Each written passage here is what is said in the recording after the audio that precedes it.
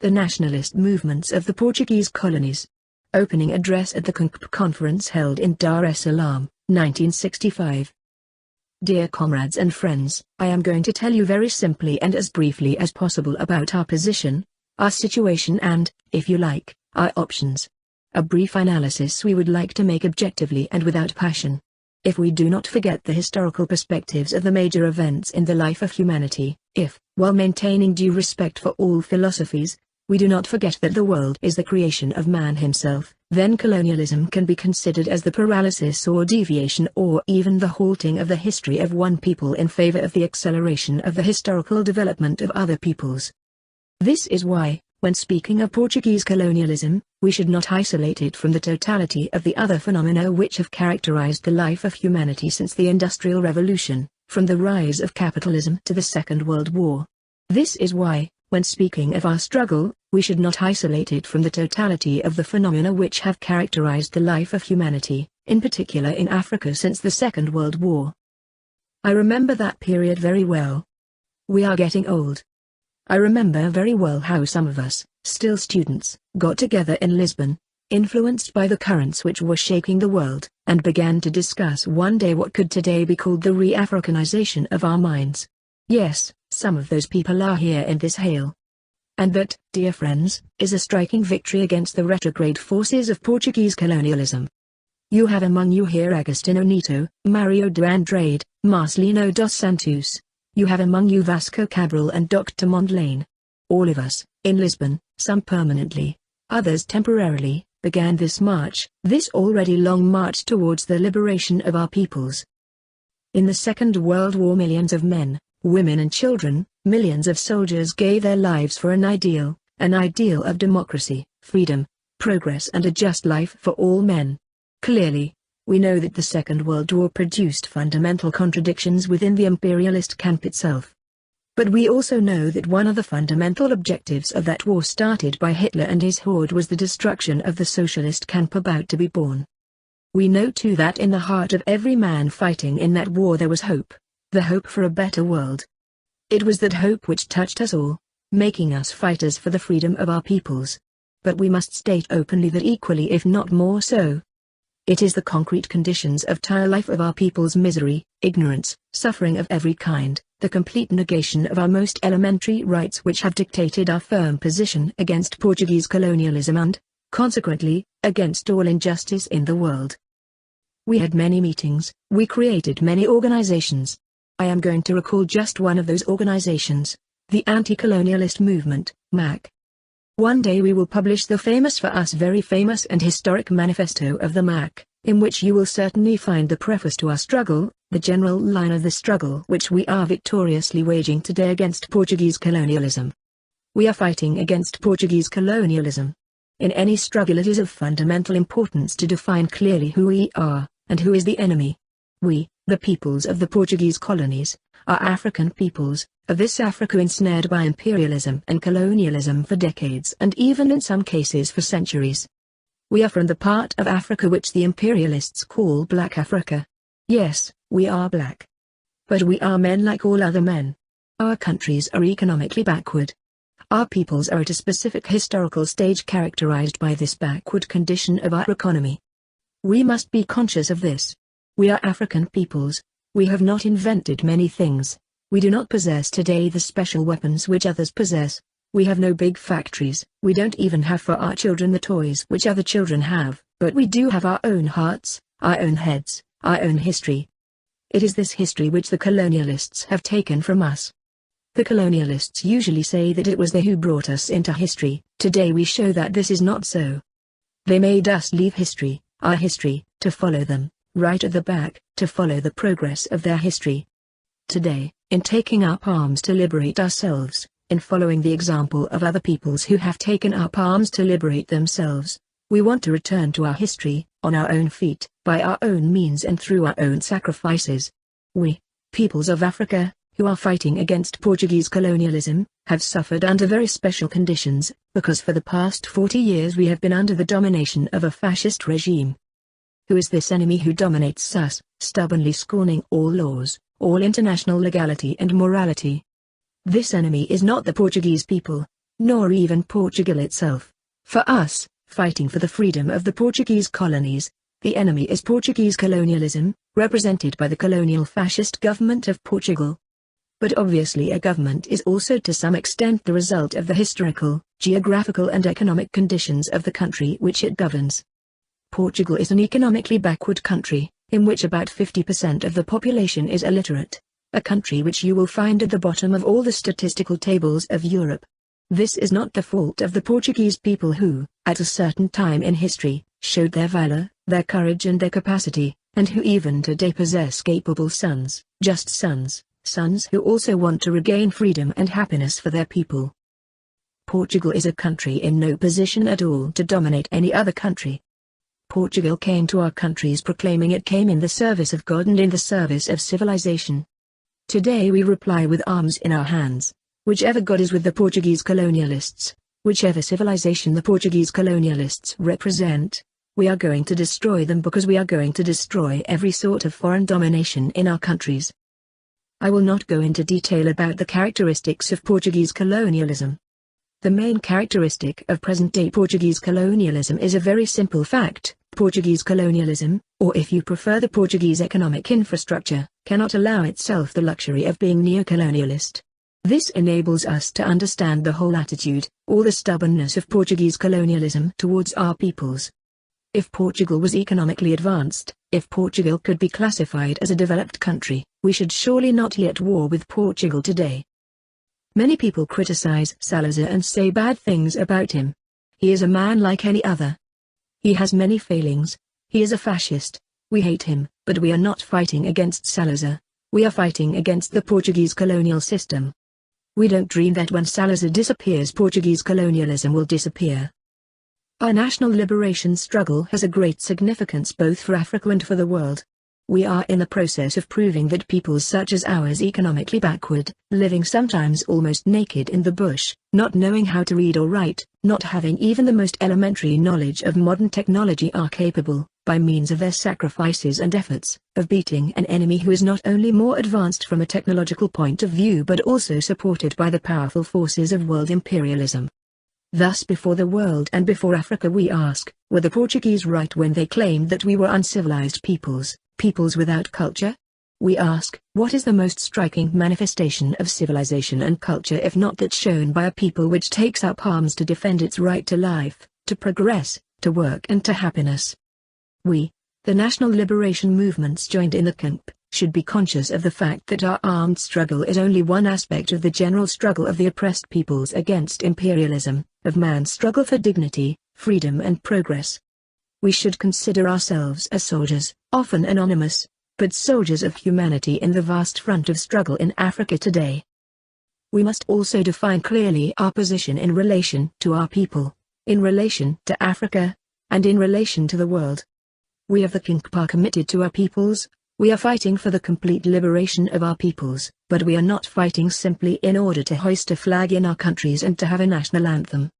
We of the CONCP are fighting so that insults may no longer rule our countries, martyred and scorned for centuries, so that our peoples may never more be exploited by imperialists, not only by Europeans, not only by people with white skin, because we do not confuse exploitation or exploiters with the color of men's skins. We do not want any exploitation in our countries, not even by black people. In Africa we are all for the complete liberation of the African continent from the colonial yoke, for we know that colonialism is an instrument of imperialism. So we want to see all manifestations of imperialism totally wiped out on the soil of Africa. In the CONCP we are fiercely opposed to neocolonialism, whatever its form. Our struggle is not only against Portuguese colonialism. In the framework of our struggle we want to make the most effective contribution possible to the complete elimination of foreign domination in our continent. In Africa we are for African unity, but we are for African unity in favor of the African peoples. We consider unity to be a means, not an end.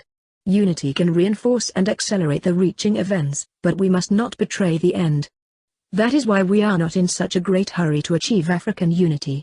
We know that it will come, step by step, as a result of the fruitful efforts of the African peoples. It will come at the service of Africa and of humanity. In the CONCP we are firmly convinced that making full use of the riches of our continent, of its human, moral and cultural capacities, will contribute to creating a rich human species, which in turn will make a considerable contribution to humanity. But we do not want the dream of this end to betray in its achievement the interests of each African people. We, for example, in Guinea and Cabo Verde, openly declare in our party's program that we are willing to join any African people, with only one condition, that the gains made by our people in the liberation struggle, the economic and social gains and the justice which we seek and are achieving little by little, should not be compromised by unity with other peoples. That is our only condition for unity.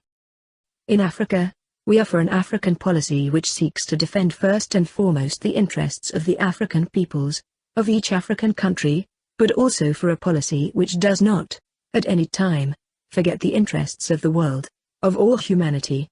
We are for a policy of peace in Africa and of fraternal collaboration with all the peoples of the world. On an international level, we in the CONCP practice a policy of non-alignment. But for us non-alignment does not mean turning one's back on the fundamental problems of humanity and of justice. Non-alignment for us means not aligning ourselves with blocs, not aligning ourselves with the decisions of others. We reserve the right to make our own decisions, and if by chance our choices and decisions coincide with those of others, that is not our fault. We are for the policy of non-alignment, but we consider ourselves to be deeply committed to our people and committed to every just cause in the world. We see ourselves as part of a vast front of struggle for the good of humanity. You understand that we are struggling first and foremost for our own peoples. That is our task in this front of struggle. This involves the whole problem of solidarity. We in the CONCP are fiercely in solidarity with every just cause. That is why our hearts, in Frelimo, in MPLA, in the PAIC, in the CLSTP, in all the mass organizations affiliated to the CONCP, beat in unison with the hearts of our brothers in Vietnam who are giving us a shining example by facing the most shameful and unjustifiable aggression of the US imperialists against the peaceful people of Vietnam. Our hearts are equally with our brothers in the Congo who, in the bush of that vast and rich African country, are seeking to resolve their problems in the face of imperialist aggression and of the maneuvers of imperialism through their puppets. That is why we of the CONCP proclaim loud and clear that we are against chimp, against all the chimps of Africa. Our hearts are also with our brothers in Cuba, who have shown that even when surrounded by the sea, a people is capable of taking up arms and successfully defending its fundamental interests and of deciding its own destiny. We are with the blacks of North America, we are with them in the streets of Los Angeles, and when they are deprived of all possibility of life, we suffer with them. We are with the refugees, the martyrized refugees of Palestine, who have been tricked and driven from their own homeland by the maneuvers of imperialism. We are on the side of the Palestinian refugees and we support wholeheartedly all that the sons of Palestine are doing to liberate their country, and we fully support the Arab and African countries in general in helping the Palestinian people to recover their dignity, their independence and their right to live. We are also with the peoples of Southern Arabia, of so-called French Somaliland, of so-called Spanish Guinea, and we are also most seriously and painfully with our brothers in South Africa who are facing the most barbarous racial discrimination. We are absolutely certain that the development of the struggle in the Portuguese colonies, and the victory we are winning each day over Portuguese colonialism is an effective contribution to the elimination of the vile, shameful regime of racial discrimination, of apartheid in South Africa.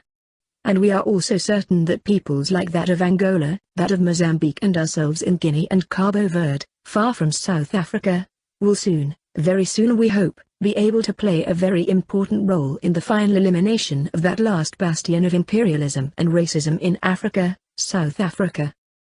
We strongly support all just causes in the world, but we are also reinforced by the support of others. We receive concrete assistance from many people, from many friends, from many brothers. We accept every sort of assistance, from wherever it comes, but we never ask anybody for the assistance which we need.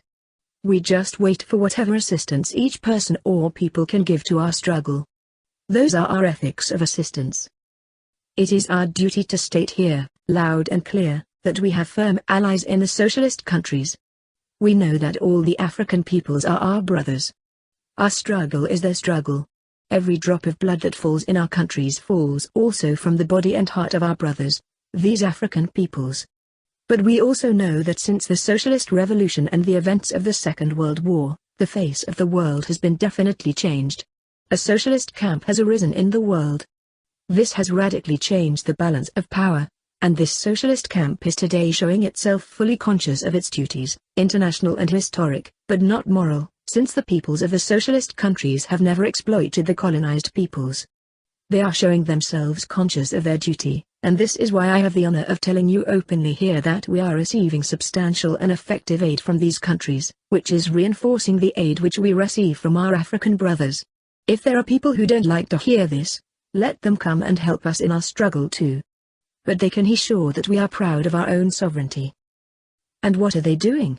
These people who don't like to hear us saying that the socialist countries are helping us.